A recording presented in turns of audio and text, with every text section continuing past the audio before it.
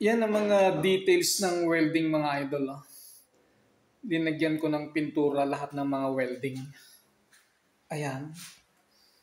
Sinigurado ko na lahat ng mga winelding ay nalagyan ng pintura. Ayan. Ayan mga idol. Ayan. Ayan, tingnan nyo. Lahat ng mga may welding. Inalisan ko ng flux. Tinanggal ko yung flux ng welding. Tapos, linagyan ko ng pintura. Ayan. So, pulido lang talaga. Ganyan lang talaga ako gumaya mga idol. Hindi baling mabagal, basta pulido lang. So, kaya tingnan nyo. Ayan o. Mga pinag-welding yan. Tinanggal ko yung flux. Pagkatapos, linagyan ko ng spray paint. Spray paint na silver dahil silver yung materialis. Ayan. So hanggang sa bubong niyan mga idol, ayan. Wala akong iniwan lahat. So lahat yan may mga spray paint. Lahat ng mga welding tinanggalan ng flux. Ayan mga idol. So kahit sa bubong na yan.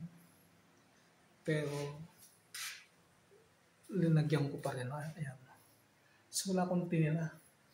Lahat ng kakalawangin. Linagyan ko ng spray paint. So siguradong hindi nakakalawangin yan. Ayan. So ayan.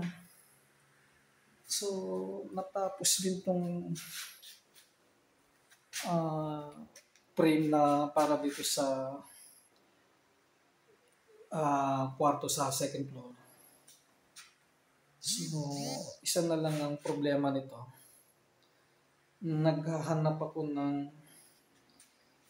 magaling magpintura dahil kailangan mapalabas na kunyari kahoy na narayan. So, kailangan may makausap ako na magaling magpintura para mapalagyan ng pintura yan na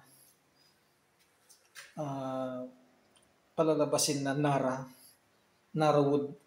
Ayan. So, Nara wood. Ayan. Gusto ko yung mga frame na yan. Mapalabas na Nara wood. Ayan. So,